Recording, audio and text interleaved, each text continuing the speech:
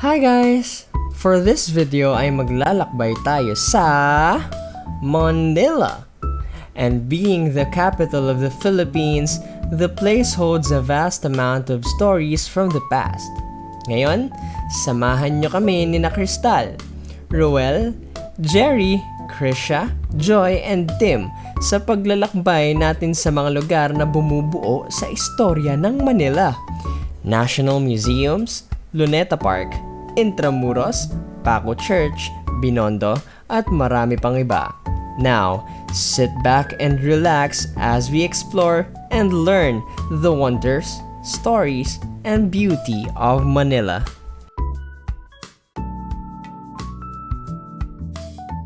For episode 1, you have me, Heart, as your tour guide for this day. Our first stop is the Cartilla ng Katipunan or Bonifacio Shrine.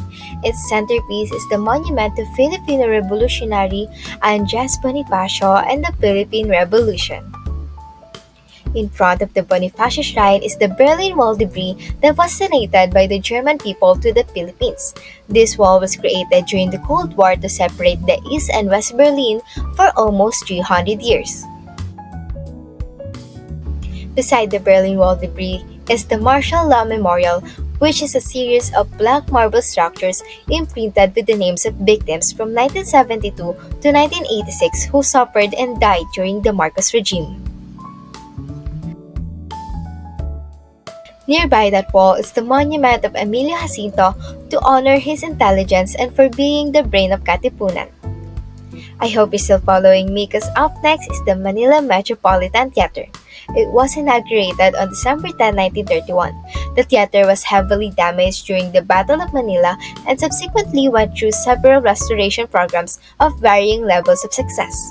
In 2010, the National Museum recognized the Met as a national cultural treasure. Just beside the Metropolitan Theater is the Aceros Forest Park. Despite its small size, it is considered an important feature of the city in providing fresh air to the Lawton area, which is traversed by many commuters from other cities in the region. It lies in a historic area of Manila and has been called Manila's last long. Next is the Manila Underpass, or also known as Lagos Nilad Underpass. The renovated underpass is decorated with a vibrant 82-foot-long mural titled Masigasig na Maynila, celebrating the city's history and depicting its numerous heroes. Next stop is the Liwasang Bonifacio, also known by its former name Plaza Lawton. A statue of Andres Bonifacio was erected here in 1963, designed by the national artist Guillermo Tolentino. The plaza is a popular site of protests and demonstrations organized by several leftist groups. Just behind that plaza is the Manila Central Post Office, often called the Post Office Building, is the main postal office of Manila. It also houses the main mail sorting distribution operations of the Philippines. However, on May 22, 2023, the building was severely damaged by a massive fire that started in the basement and spread throughout its floors. Next is Plaza Yuchenko in Escolta Street. Open in June 23, 2022, is a walkway with green benches and bike lanes and will also have a pedestrian park area. Here you can see the view of Manila Post Office and Jones Bridge.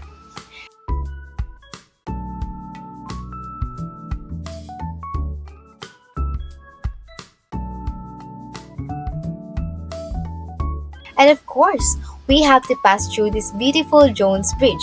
It's an arch bridge that spans the Pasig River. The bridge was intended to replace the Puente de España. Along the Jones Bridge, we can see our last stop, the Chinatown Arc. These arches were built in the 1970s to celebrate the formalization of diplomatic relations between the Philippines and the People's Republic of China on June 9, 1975.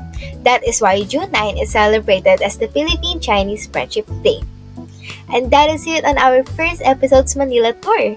I hope you enjoyed this first episode and see you on the next one.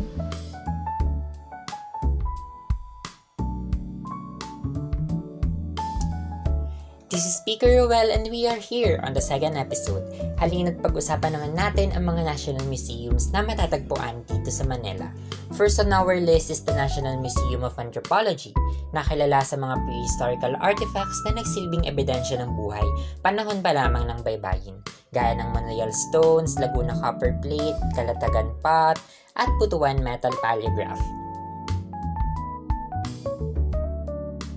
Sa museum na ito, makikita rin natin ang seksyon ng iba't ibang mga potteries at burial jars, gaya na lamang ng manunggul at maitum anthropomorphic jar, na talaga namang tanyag ang presensya noon, ngayon at magpakailanman. Some of these are not new to our society dahil malugod itong naituro sa bawat eskwelahan at pamantasan. Ilan pa sa mga ito ay ang maitum quadrangular at effigy jar.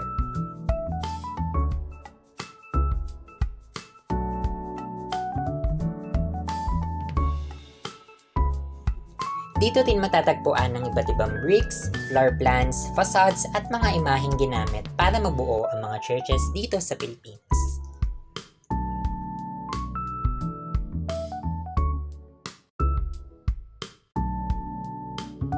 Ngayon naman, dumako tayo sa National Museum of Fine Arts na itinuturing na pambansang museo ng Pilipinas. Unang pasok mo pa lang, tiyak na maaakit ka sa pintang Pilipino na spolyarium ni Juan Luna at ang assassination of Governor Bustamante. Located here as well was the Capiz window panels na isa sa mga nagsisilbing representation ng PMU sa kasalukuyan. Matatagpuan din dito ang mga kilalang sculptures sa Pilipinas, kasama na rito ang mga iskultura ni Guillermo Tolentino at ang retablo from the Church of San Nicolas de Tolentino. At syempre, bilang pagbibigay pugay sa mga sakripisyo ni Rizal, nagtalaga ang museo na ito ng espesyal na gallery para sa ating pambansang bayani.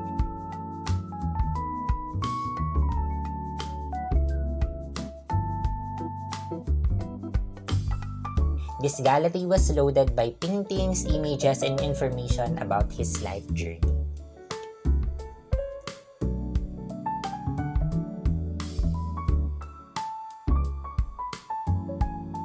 Speaking of paintings, nasaksihan din ng aming grupo ang ilan sa mga artworks mula kay Fernando Amorsolo.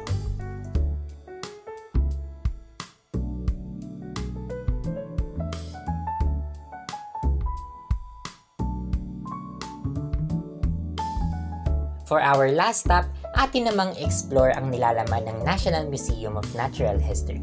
Kilala ang museo na ito sa mga taxidermied skins and bones of animals, including the famous crocodile in the Philippines na si Lolo. It also contains geological, hydrological, at environmental illustrations na nagre-representa ng ating bansa.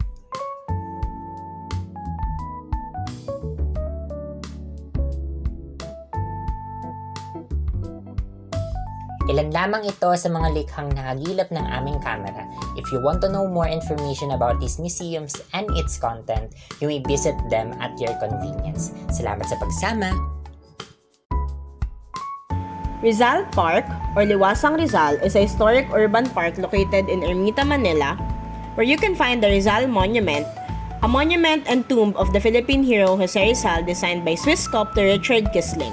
It is near the execution site of Rizal where you can find the Martyrdom of Jose Rizal, a light and sound presentation. It is a sculptural tableau which depicts the final moments of Rizal. This is the exact spot where Rizal was executed on December 30, 1896 at 7:03 in the morning. You can also find his poem Ultimi Adios in written Spanish, English translation, and the Tagalog version written by Andres Bonifacio. Around the sculptural tableau, there is a bas-relief depicting the most important stages of Dr. Jose Rizal's life. These are 43 more than life-size handcrafted brass sculptures grouped into 8 clusters that present the poignant moments of his life. Next, we have the Chinese Garden. It was built in 1966 to 1967 with Cadoroy Valencia, soliciting funds from Taiwan, who sent one of the top landscapers in Taiwan.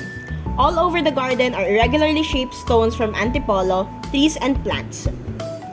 There is a life-size granite Confucius monument at the Chinese Garden, which is a unique celebration of the essence of true Chinese culture.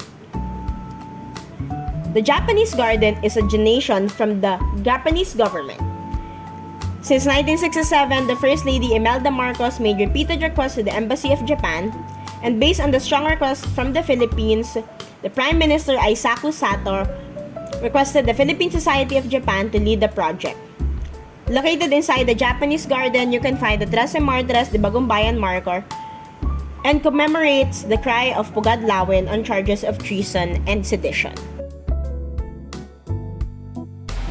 For this episode, let's explore another historic district in Manila, the Intramuros. First place to visit in Intramuros is the Manila Cathedral.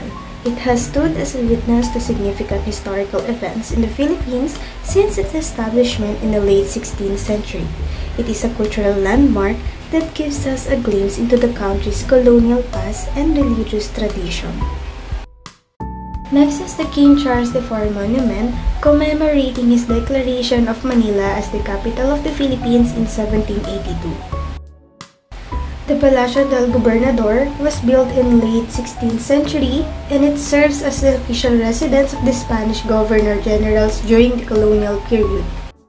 Facing the Manila Cathedral is the Ayuntamiento, built in the late 18th century and served as a seat of the colonial government and housed various administrative offices. Along General Luna Street or Calle Real is the Real Casa de la Moneda, the boarding house of Jose Rizal. Within the boundaries of Intramuros is the original site of the old building of Santo Tomas that housed University of Santo Tomas, which is the oldest existing university in Asia, established in 1611. This is where UST started its educational mission under the Dominican Order. The UST was relocated to Sampaloc to address the university's need for expansion, modernization, and improved accessibility.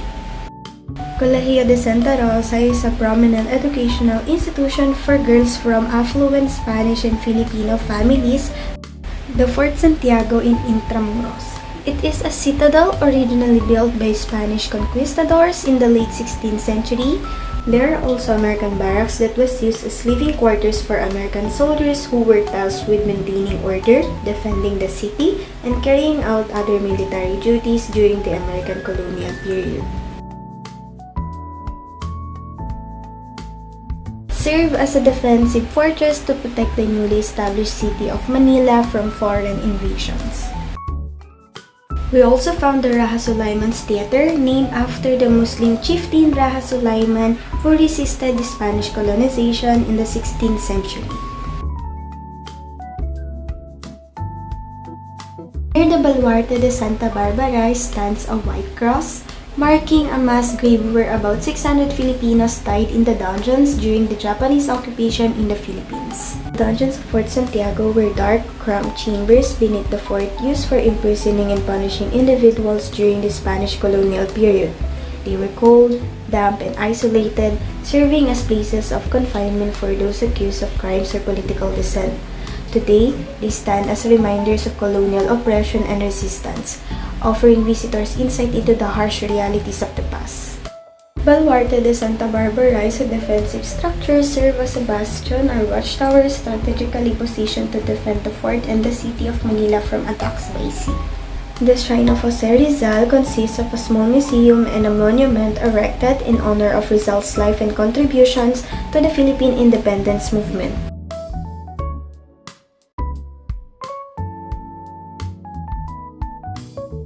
Intramuros serves as a living testament to the complex history of the Philippines from its colonial past to its quest for independence and nationhood. It is also a repository of Philippine cultural heritage, showcasing a blend of Spanish, Filipino, and Chinese influences. Exploring the district allows visitors to immerse themselves in the rich tapestry of Philippine culture, heritage, and identity. We are now here in Binondo. The name Binondo was derived from the word Binundok, meaning mountain, referring to the place's hill-like feature. Binondo, Manila was the oldest Chinatown in the world. They celebrated their 438th year last February 1st. It was founded by the Spaniards in 1594 as a settlement for Chinese immigrants. Binondo is also considered as the culinary haven, home to iconic, authentic Chinese-Filipino dishes such as desserts, dumplings, hopia, and pancit with rich flavors that satisfied the taste buds of food enthusiasts. Kaya naman patok na patok sa mga tao ang Binondo food growth. Iilan nga sa mga patok na kainan na ibinisita namin. We visited Shanghai Fried Shopao where we bought the savory shopao that satisfies our hunger that can be seen in the clip before this. The Oishikun Chinese Bites where we bought 3 types of Chinese donuts, which is called Bichu Bichu.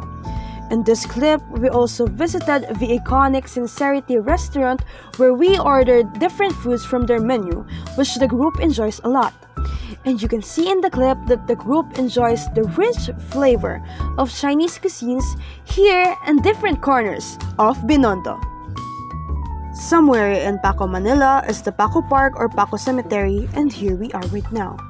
The Paco Cemetery or Paco Park was one of the oldest landmarks in Manila. It was designed by Maestro de Obra Nicolas Ruiz. Its construction began in 1814 and it was completed on April 22, 1822. It was also inaugurated 200 years ago. It was declared formally as a national park in 1966. With that, it became the most preferred venues for pictorials, film shootings of movies or TV shows, even for leisure activities. The establishment that you can see when you enter the park is a chapel called St. Pancratius Chapel. The cemetery also served as a burial ground for victims of cholera epidemic in 1820s. Secretly buried here is Jose Rizal after his execution on December 30, 1896, with RPJ as its markings. His remains were transferred to Rizal Park. The park is also the Gumburza's final resting place.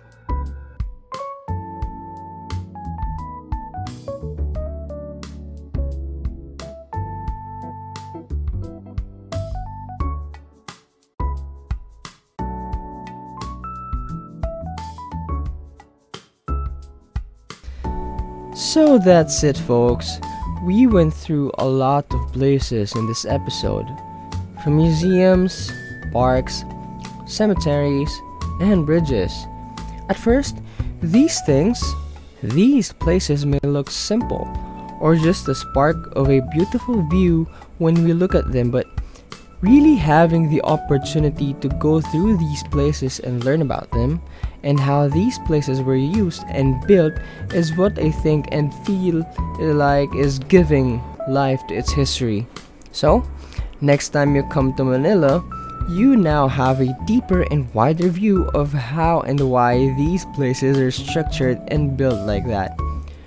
Good luck on your journey in the history of Manila and the history of your life. Adios!